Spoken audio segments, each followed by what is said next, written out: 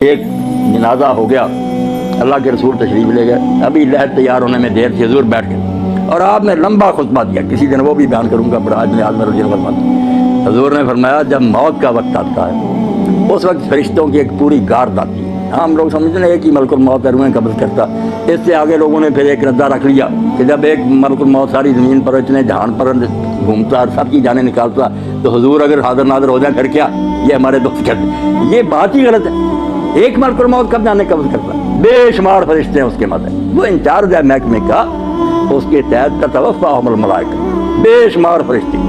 تو اللہ کے رسول نے فرمایا پورا دستہ، ایک انسپیکٹر ہوتا اس کے ماتحت سپاہی ہوتے، وہ آ کر اتنی دور بیٹھ جاتے ہیں جہاں تک مردے کی نظر جاتی ہے، وہ نہیں قریب آتے، باقی سب سپاہی بیٹھ جاتے ہیں، یہ انچارج آتا، اگر وہ نیک ہے اس کے پاس جنت کا خوشبو سے بسا ہوا رومال ہوتا، سنگاتا، اسے اللہ کا سلام کہتا اور کہتا چل اپنے رب کی طرف، تیرا رب تجھ سے خوش ہے تو اس سے خوش ہے۔ خوشی خوشی اس کی روح روانہ ہو جاتی۔ برا جو ہے نا ڈراؤنی شکلیں جیسے ہتھکڑیاں ہوتی ہیں پولیس کے پاس، جو برا مردہ اس کے لیے جو فرشتے ہی آتے ہیں نا اس سے اسے پتہ چل جاتا ہے کہ میرا انجام اب کیسا۔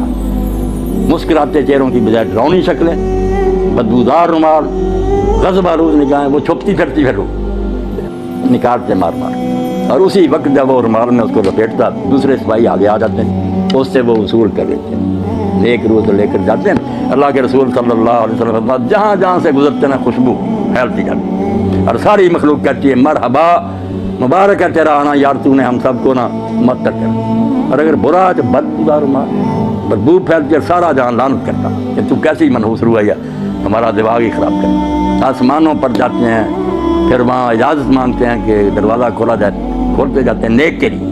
7 آسمان پر کے اللہ کی عدالت میں لے جاتے ہیں۔ حکم ہوتا ہے کہ اس کا سارا جو بنا اندراج وہ علیین میں کر دو، جو علیین سے جین مشہور ہے کہ کوئی 2 جگہ جہاں روئے رہتی، غلط بات ہے۔ علیین سے جین صرف آفس ہے، دفتر ہے، وہاں نیک لوگ جو ہیں ان کا اندراج ہو جاتا ہے کہ یہ شخص فوت ہو گیا، اس کی پوری کتاب جو زندگی تھی وہ بھی جمع کرا دی جاتی ہے کہ یہ اس کا سارا ریکارڈ ہے۔ دوبارہ حکم ہوتا ہے کہ زمین میں سے میں نے اس کو پیدا کیا، وہیں لے جاؤ، زمین سے ہی دوبارہ اس کو پیدا، وہ روح واپس آ جاتی ہیں پھر اسی قبر کی طرف۔ برے کی روح لے کر جاتے ہیں، جب حضور صلی اللہ علیہ وسلم اللہ کہتا نہ آسمان کے دروازے نہ دو، میرے دربار میں نہ دفع کرو، گار دو، اس کو 7ویں زمین کے نیچے پھینک دو، وہاں رہ، وہاں سے نکالیں۔ لمبی حدیث ہے جو حضرت سے براج میں آتا ہے۔ نیک لوگوں کی روحیں خوشی میں ہوتی ہیں، کیسی پاک زندگی ان کی، حدیث پاک میں آتا ہے سنن ابن ماجہ کے، جب اس کو فرشتے آ کر حساب کے لیے کہتے ہیں نا کہ جواب دو سوال، تو منظر دکھایا جاتا ہے سورج غروب ہونے کا۔ جب وہ مردہ ہوش میں آتا ہے، ہر فرشتوں کے سوالوں کے جواب دینا چاہتا، دیکھتا ہے کہ سورج غروب ہو رہا ہے، عصر کا وقت بھی تنگ ہو گیا، تو وہ کہتا دعو نہیں سر، مجھے ذرا مہلت دو، میں نماز پڑھ۔ وہ کہتے ہیں اللہ یار تو اسے کیا حساب لینا جس کو اس وقت کی نماز یاد، مگر یہ حال ان کا ہی ہے نا جو زندگی میں نمازی رہے، جن کو یہاں کبھی خیال ہی نہیں آیا کہ نماز نامی شاید بھی مسلمان کا کوئی کام ہے، انہوں نے وہاں نماز کو کیا یاد کر۔ یہ سچا مومن اس وقت کہتا ہے دیکھتے ہوئے کہ سورج جا رہا، تو کہتا ہے یار سوالوں کے جواب دوں گا میں، پہلے مجھے نماز پڑھ، بڑا خوش ہوتے ہیں۔ اور جب سوال کرتے ہیں تیرا رب کون ہے، تیرا دین کیا ہے، تیرا نبی کون ہے، دیتا تو کہتے ہیں ہم پہلے ہی جانتے تھے، اس سے پوچھتے تو نہیں، یہ اس نے کہا میں اللہ کی کتاب پڑھتا تھا، قرآن سے مجھے سب پتا، تو کہتے ہیں ہمیں تیرے بارے میں یہی تک سو جا، جیسے دلہن آرام سے سوتی ہے، اور روزانہ پھر اس کو جنت کا مقام دکھایا جاتا ہے، ہر روز پردے ہٹا کے صبح شام وہ دیکھتا ہے کہ آخرت میں میرے لیے یہ تیار خوشیاں، جیسے مہمان خانے میں ریسٹ ہاؤس میں بیٹھے نا، وہاں دیکھتا ہے کہ میرے لیے یہ انعام ہے، خوشیاں ہی خوشیاں، اور دوسرے کو صبح شام جہنم دکھائی جاتی، جیسے پھانسی کا ہاتھ دکھایا جاتا، کیا یہ ہے تیرے لیے، اب پھانسی گڑے میں پڑے، وہ بیچارہ پہلے ہی مرتا، مرنے سے پہلے روز مرتا ہے کہ یہاں میں جانے والا ہوں۔ اللہ فرماتا ہے نار یعرضون علیہا غدوا، صبح و شام فرعون اور اس کی جماعت جہنم کے آگے سے گزارے جاتے، وہ دکھائی جاتی، اور یوم القیامت یردون الی اشد العذاب، جب قیامت کا دن ہوگا سچ مچ داخل ہو جائیں، یعنی مرنے سے پہلے ہی فرشتوں کے شکلوں اور رویوں سے ہی پتہ چل جاتا ہے کہ میرا اجر اب کیا ہے، اور بعد میں جو قبر میں جاتے ہی شروع ہو جاتا ہے۔ یا ایک سوال جو ہم لوگوں کو پریشان کرتا ہے کہ جب یہاں ہی سوال جواب ہوتے ہیں، لوگوں کو ثواب عذاب ملنا شروع ہوتا ہے، قیامت میں پھر کیا ہوگا؟ جو کہتے ہیں صاحب کتاب قیامت کو ہونا ہے، ادھر آپ بیان کر رہے ہیں کہ سوال جواب ہوتے ہیں اور ثواب عذاب ہوتا، یہ بھی آپ لوگ سمجھدار ہیں، سمجھنے کی بات ہے، ورنہ پریشانی ہوتی۔ آپ سارے لوگ واقف ہیں اس سے کہ ایک ہے حوالات کے زیر تفتیش مجرمان رکھے ہوئے، ایک جوڈیشل جیل ہے، کہ مقدمہ چلا، فیصلہ سنایا گیا، پھر جس وارڈ میں جانے کی وہ لائق ہے وہ سزا سنا دی گئی، اس کو بھیج دیا۔ جہنم ہے جوڈیشل جیل، پورا مقدمہ سماعت ہو کے کس قسم کا مجرم ہے کہاں بھیجا جائے، یہ قیامت کے دن ہوگا۔ اور یہ جو ہے یہ صرف سرسری بات پر، جیسے پاسپورٹ دیکھا، ویزا دیکھا، چلو ادھر اس کو بھیج، یہ صرف ایسے ہے کہ یہ مہمان خانے میں بیٹھے ہوئے ہیں، خوشیاں منا رہے ہیں کہ آخری دعوت ہمارے لیے یہ ہے، جنت دکھائی جاتی ہے، برے ڈر رہے ہیں۔ اب یہاں یہ بھی سوال پیدا ہوتا ہے کہ ساتھ ساتھ ہی کیوں نہیں معاملہ طے ہو جاتا؟ اللہ تعالیٰ کو صاحب ابھی فیصلہ کر دے، اس کو جہنم بھیج دے، اس کو جنت۔ یہ کیوں ہے دو مرحلے کے؟ قبر میں صرف سرسری بات پرس ہے، آخرت میں پھر جہنم میں جنت ہے۔ یہ چیزیں آپ چونکہ پڑھے لکھے ہیں اور یہ چیزیں ضرور کی ہیں کہ عقیدہ جو آخرت کا اس کو سمجھا جائے۔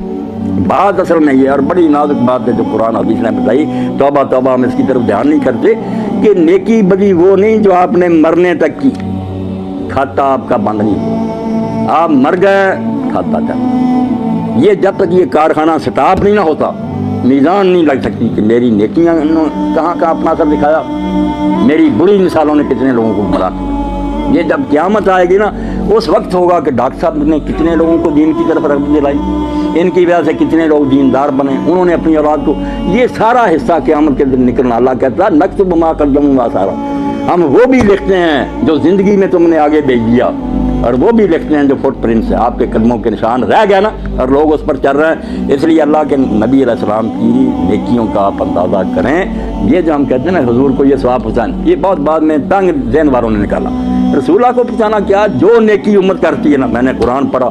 نماز پڑھی، روزہ رکھا، ہر ایک امتی کے اس عمل میں سے ایک آپ کے کھاتے میں جا رہا ہے، صحابہ کے جا رہا ہے، امام انہوں نے دین ہم تک پہنچایا۔ جو نیکی سکھائے گا، جتنے اس کے بعد جہاں تک وہ چلتی رہے گی اس کو ثواب ملے گا۔ یہ ایسا بینک کا کھاتا ہے جو بند نہیں ہوتا۔ اور برائی بھی اگر آپ نے شروع کر دی کہ اچھا بڑا گاؤں تھا، آپ نے کوئی لڑکی اغوا کر دی، کوئی قتل کر دیا، دشمنیاں ہو گئیں، آگے خون خرابے قیامت تک چل رہے ہیں، تو آپ کو ایسا نہیں ملنا۔ اگر ہٹلر نے جنگ عظیم لگا دی اور ساری مہنگائی ہوگی، دنیا مر گئی، تو اس کو سزا مل سکتی ہے دنیا میں؟ کون سی عدالت تھی؟ اس کے پاس کتنی زندگیاں تھیں کہ اس کو بار بار ایک ایک کے بدلے مرا، لاکھوں تو انسان مرے ہیں۔ اب قیامت کا دن چونکہ وہاں بار بار زندہ ہونا، بار بار مرنا، یہ عدالت نے سنا اس کو اتنی بار پھانسی دی ہے۔ یہ بیچارے کہتے ہیں قانون کے مطابق اس کو دینی تو چاہیے مگر دے نہیں سکتے، وہاں سچ مچ دی جائے گی۔ تو یہ نیکی اور بدی کا جو لمبا چوڑا تصور ہے کہ نیکیاں بھی جہاں جہاں جا رہی ہیں، یہ بھی آپ کے کھاتے میں پڑی۔ اسی لیے اللہ کے رسول علیہ السلام فرماتے ہیں آدم کا پہلا بیٹا جس نے اپنے بھائی کو قتل کیا، اب جب قتل ہوتا ایک گناہ اس کے کھاتے میں اور قتل کا پڑتا جاتا کہ تو نے یہ سننا شروع کی، اگر یہ بد رسم تو شروع نہ کرتا تو کیوں انسانوں میں قتل ہوتا؟ اب جب تک قیامت نہیں آتی آپ سمجھ جائے کہ کھاتا نہیں پتہ چل سکتا کہ اس کی نیکیاں کتنی بنی، برائیاں کتنی بنی۔ اس لیے محتاج رہنا چاہیے کہ میں اپنے طرز عمل سے کہیں اولاد کو گمراہ نہ کر دوں، میرے دوست نہ بگڑ جائیں، میرا خطبہ سننے والے نہ، میں مر جاؤں گا مگر میرے گناہ کی جو گٹھڑی ہے یہ بھاری ہوتی جائے گی۔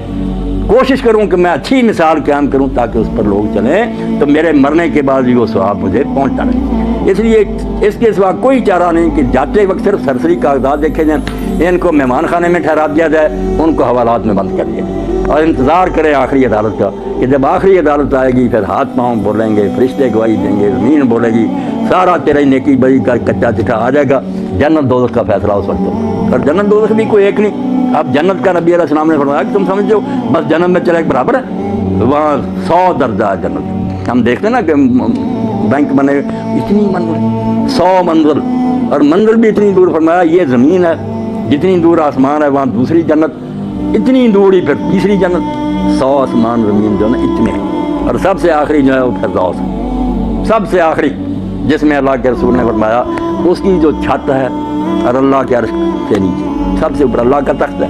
اس سے اوپر فردوس کی چھت ہے، اس فردوس کی چھت کا نام عربی زبان میں الوسیلہ ہے، اور وہ صرف ایک بندے کو الاٹ ہوگا ساری کائنات ہے۔ وہ کتنا خوش قسمت ہوگا، اور وہ کون ہے؟ خود محمد رسول اللہ صلی اللہ علیہ وسلم۔ فرمایا وہ ایک آدمی کو ملنا ہے، اور امید ہے کہ میں ہی ہوں مگر میں دعویٰ نہیں کر سکتا، تم میرے لیے اذان کے بعد وہ مانگو۔ اس لیے ہم جو ہے صلی اللہ علیہ وسلم میرے لیے وہ مقام اور مرتبہ مانگو، ہم کہتے ہیں آتے محمد علیہ وسلم کہ اللہ جو تیرے قریب کا وہ مقام ہے وہ حضور کو۔ تو جنت میں بھی بہت مراتب ہے، اس لیے جتنی جتنی نیکیاں بنیں گی، کوئی نیچے کی منزل میں رہ جائے گا، کوئی دوسری میں، کوئی 100ویں میں پہنچے گا، اور جہنم میں بھی اسی طرح بہت طبقے ہیں، ایک ہی نہیں کہ سارے ایسے ہی مجرم ایک ہی طرح اکٹھے کر لیں، نہیں، جیسے پھانسی والوں کی کوٹھیاں الگ ہیں، دوسروں کی آسانیاں، جہنم میں بھی کسی کے گناہ معمولی ہے اس اس کو ہلکا عذاب ہوگا. جیسے ابو طالب میں رسول اللہ کے چچا تھے, نبی علیہ السلام سے جب پوچھا کہ اللہ کے رسول, حضرت عباس نے پوچھا, بھائی تھے ان کے ابو طالب, کہ آپ کے چچا نے آپ کی اتنی حمایت کی, دشمنوں کے مقابلے میں اس طرح وہ سینہ تان کر کھڑا رہا, حفاظت کرتا, آپ کی اس امداد سے اس کو کوئی نفع پہنچا؟ تو حضور نے فرمایا میری امداد اور حفاظت کی برکت ہے کہ جہنم میں سب سے ہلکا عذاب ابو طالب کو ہوگا, ورنہ اگر نہ ہوتا تو درمیان جہنم کے ہوتا. اب میرا ساتھ دینے کی برکت یہ ہے کہ پھر جوتیاں آ کی ہوں گی توبہ, اس سے بھی دماغ اور رہا ہوگا. باقی جو پھر بہت بڑی جگہوں میں ہوں گے اللہ اپنا, اللہ کہتا ہے اس وقت تم سر جھکائے پھر یہ منت سماجت کرو گے کہ اللہ دوبارہ بھیج, تو اللہ نہیں سنے گا. پھر اب وقت ہے کہ موت آنے سے پہلے پہلے توبہ کر لو, باز آ دو, چھوڑ دو برائیاں, نیک ہو جاؤ, پھر کوئی بات نہیں, تم سے جتنے جی چاہے گناہ ہوئے نا اللہ معاف فرمائے.